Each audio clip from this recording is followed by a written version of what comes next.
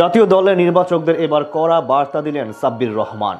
মোট 14 বাউন্ডারিতে অসাধারণ এক সেঞ্চুরি হাঁকিয়ে এশিয়া কাপে দলে না থাকার মোক্ষম জবাব দিল সাব্বিরের ব্যাট। ইংল্যান্ডের মাটিতে অপরাজিত ইনিংস খেলে প্রতিপক্ষকে একা হাতে গুড়িয়ে দিয়ে আবারও প্রমাণ করলেন ফুরিয়ে যাননি তিনি। এশিয়া কাপের আগে দল বঞ্চিত সাব্বিরের এমন জ্বলে ওঠা নিয়েই বিস্তারিত জানবো রিপোর্টে। আর মাত্র মাসখানেকের ব্যবধানেই পর্দা উঠতে যাচ্ছে বহুল আকাঙ্ক্ষিত এশিয়া কাপের। সংক্ষিপ্ত ফরম্যাটের এই আসরে টাইগারদের টি-20 স্পেশালিস্ট খ্যাত সাব্বির রহমানের দলে জায়গা পাওয়া নিয়ে রীতিমতো স্বপ্নের জাল বুনেছিল তার ভক্ত সমর্থকরা। তবে সেই স্বপ্ন গুড়েবালি হয় বিসিবির প্রাথমিক স্কোয়াড ঘোষণার পর। কেননা এশিয়া কাপের জন্য সদ্য ঘোষিত স্কোয়াডের 25 সদস্যের তালিকায় এবারও উপেক্ষিত সাব্বির রহমান। আসরটিতে বাংলাদেশের হয়ে এ যাবৎকালের সর্বোচ্চ রানের মালিক সাব্বির, তাই স্বাভাবিকভাবে তার অনুপস্থিতি আক্ষেপে ভাসিয়েছে গোটা টাইগার ক্রিকেট প্রেমীদের। তবে দলে ফিরতে না পারার আক্ষেপ এবার যেন শক্তিতেই রূপান্তরিত করলো জনপ্রিয় এই ক্রিকেটার। ইংল্যান্ডের মাটিতে বিধ্বংসী ব্যাটিং তাণ্ডব দেখিয়ে জাতীয় দলের নির্বাচকদেরও কঠিন এক বার্তা দিল সাব্বিরের ব্যাট। অসাধারণ এক সেঞ্চুরি তুলে রীতিমতো চোখে আঙুল দিয়েই বুঝিয়ে দিলেন এখনো ফুরিয়ে যাননি তিনি। দীর্ঘ সময় ধরেই জাতীয় দলের বাইরে আছেন টাইগারদের এই স্টাইলিশ ব্যাটার।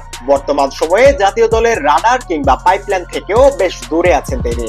তাকে নিয়ে তেমন কোনো পরিকল্পনাও দেখা যায়নি বিসিবির। তাই সম্প্রতি ইংল্যান্ডের এনসিএল প্লাটিনাম এলিট ডিভিশনের লিগে কুমিল্লা ওয়ারিয়র্সের হয়ে খেলছেন জননন্দিত এই তারকা। নির্বাচকদের নজরে না থাকলেও ইংল্যান্ডে বেশ ভালো সময় কাটাচ্ছেন তিনি। তারই ধারাবাহিকতায় এবার ঝড় তুললেন এলিট ডিভিশন লিগে। এদিন জিএনজি সানডের বিপক্ষে আগে ব্যাট করতে নামে সাব্বিরের দল, যেখানে মাত্র 53 রানে 3 উইকেট হারিয়ে শুরুতেই বেশ ভালো বিপাকে পড়ে যায় কুমিল্লা ওয়ারিয়র্স। এমন অবস্থায় দলের রক্ষাকর্তা হিসেবেই আবির্ভাব হন সাব্বির। শক্ত হাতে ধরেন দলের হাল। শুরুতে কিছুটা ধীরগতির ব্যাটিং দেখালেও সময়ের সাথে সাথে নিজের আগ্রাসী রূপে ফিরেন টাইগার তারকা। দলের হয়ে পুরো ইনিংসেই প্রতিপক্ষ বোলারদের তুলোধুনা করেন তিনি। অসাধারণ এই ইনিংসে মোট 14 বাউন্ডারি আসে সাব্বিরের ব্যাটে, যার মধ্যে 12টি 4 এবং 2টি ছক্কা হাঁকিয়ে সবাইকে তাক লাগিয়ে দেন সাব্বির। তার ব্যাটিং এ এদিন রীতিমতো দিশেহারা হয়ে পড়ে জিএনজির বোলাররা।